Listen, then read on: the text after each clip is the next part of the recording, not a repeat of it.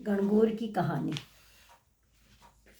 एक बार भगवान शिव और पार्वती जी मृत्यु लोक में आए और पृथ्वी का भ्रमण करने लगे।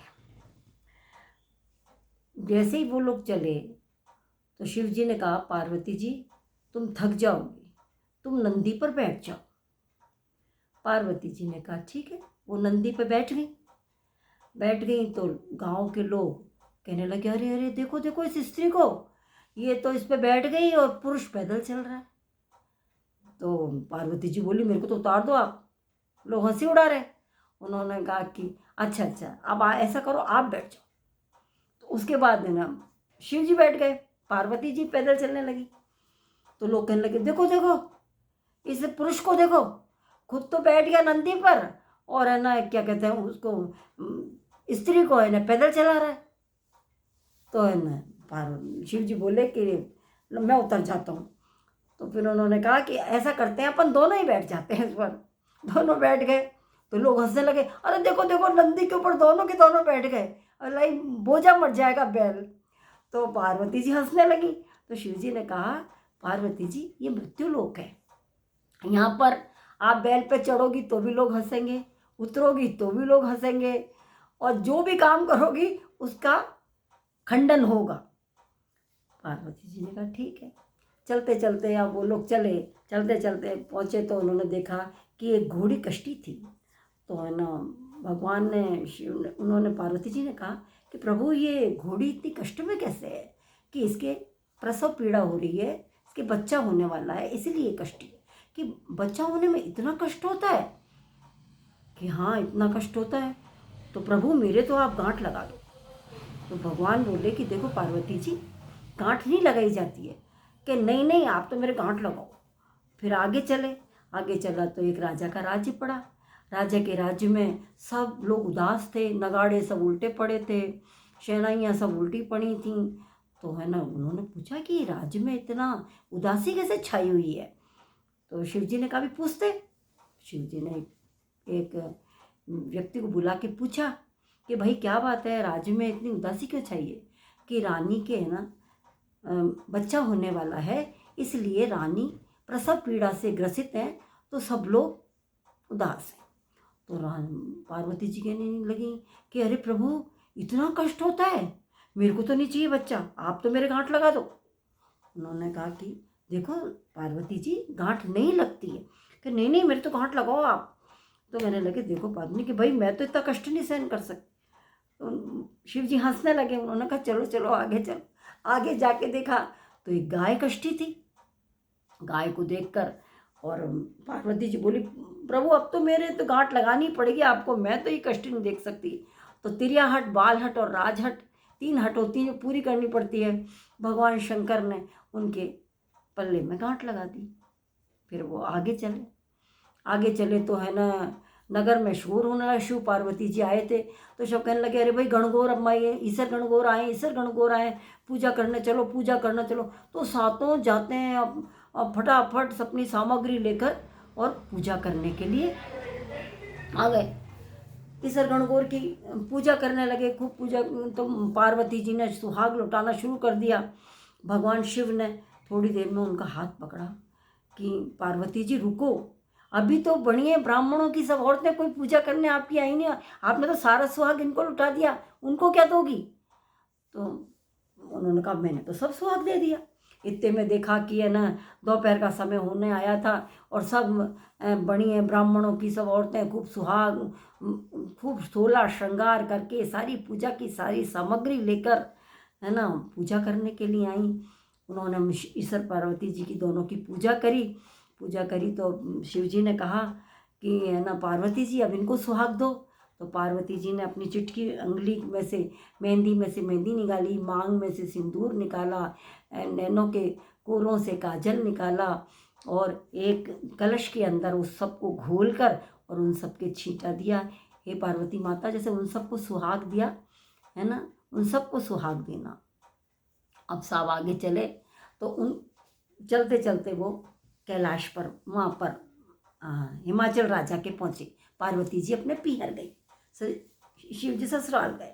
अब क्या हुआ है कि अरे न क्या कहते हैं, शिव पार्वती जी आए, शिव पार्वती जी आए, तो घर पे खूब सब तरह के 56 भोग 36 तैयारियाँ बनाई गई, है ना।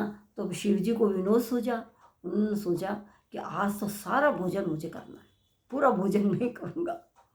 और साहब इतने तरह के पकवान बनाए, इतने तरह के व्यंजन बनाए, उन्होंने सब भोजन जीम लिया। हाँ ये लाए साहब, हाँ लो साहब, हाँ ये लाए क्या, सारा भोजन जीम लिया। अब जीमने के बाद उन्होंने, विनोद तो उनको सूझा था, तो उन्होंने न पार्वती जी को कहा, पार्वती जी चलो अपन को कैलाश पर्वत चलना है, रात हो जाएगी, देर हो जाएगी, जल्दी चलो, फुर्ती करो।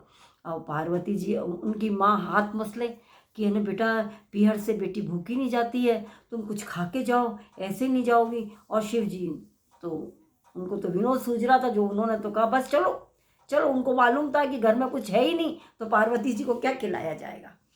तो उन्होंने ने कहा उनको, क्या कहते हैं कि भाई इनको जल्दी भोजन कराओ, हमको जाना है, हम जाएंगे। तो फिर है ना पार्वती जी गई अपनी माँ के पास, माँ जो है वही दे दो। तो उन्होंने कहा कि बेटा कुछ नहीं है, रात का जला हुआ एक मटका पड़ा है, ये उसका बथुए का पिंडा है। तो उन्होंने कहा तो यही दे दे, वो जला हुआ मटका, बथुए का पिंडा और एक जल का कलश पीकर, और पार्वती जी रवाना हो गई। बोली चलो चलो महाराज। क्या जिम लिया आप? क्या हाँ मैं तो जिम ली। तो कहने लगे क्या जिमा? रास्ते भर शिव जी उनका दिमाग खाते रहे कि क्या जिमा, कि जो आपने जिमा वो मैंने जिमा। कि नहीं, कि नहीं क्या होता है कि कोई माता पिता कोई है ना अपनी बेटी में और जवाई में अंतर थोड़ी करते हैं, जो आपको जिमाया वो मैंने जिमा। तो कहने लगे नहीं पार्वती जी झूठ बोल रहे हो आप। क्या नहीं मैं झूठ नहीं बोल रही हूँ, जो आपने जिमा वो मैंने जिमा। ठीक है, चलते चलते अब थक गए तो पार्वती जी ने कहा कि मैं तो थक गई। तो उन्होंने कहा चलो ठीक है विश्राम कर लेते हैं।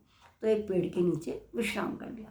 पार्वती जी को नींद आ गई। शिव जी ने कहा देखो तो सही पार्वती जी ने क्या खाया। और उन्होंने उनकी नाभि के पास जो अपनी ढकनी होती है उसको उघाड़ कर देखा, तो उसके अंदर है ना एक जला हुआ मंडका और है ना बथुए का पिंडा और जल का कलश था। तो देख करके उन्होंने ढककर वापस ढक दिया। ढक करके और फिर है ना बोले कि है ना, पार्वती जी उठी, बोले नींद आ गई। कि हाँ नींद आई। तो बोले कि क्या खाया आपने? कि फिर वही बात, जो आपने खाया वो मैंने खाया। कि नहीं मेरे को पता है तुमने क्या खाया। कि क्या खाया? कि ना तुमने ये खाया। तो पार्वती जी बोली देखो प्रभु, आज तो आपने एक स्त्री की ढकनी उखाड़ कर देखी है, ये गलत बात है, आपको ऐसा नहीं करना चाहिए। क्योंकि वो तो दोनों घरों का रखती है, वो अपने पीहर का भी मान रखती है, ससुराल का भी रखती है। इसलिए ऐसी इसको बंद कर दो कि आगे से कोई भी पुरुष उसकी ढकनी उखाड़ के नहीं देख सके। तो भगवान ने कहा ठीक है। अब भगवान ने उसको ढकनी को बिल्कुल बंद कर दिया ताकि कोई नहीं देख सके। उसके बाद वो लोग आगे चले। आगे चले तो है ना साहब वो घोड़ी जो थी वो खूब है ना खुश हो रही थी, अपने बच्चे को चाट रही थी, वो कर रही थी, बड़ी प्रसन्न थी। उनका प्रभु ये क्या हो रहा है कि इसके बच्चा हो गया, ये खुश हो रही है, कि इतनी खुशी होती है बच्चा होने पर। कि हाँ देख लो।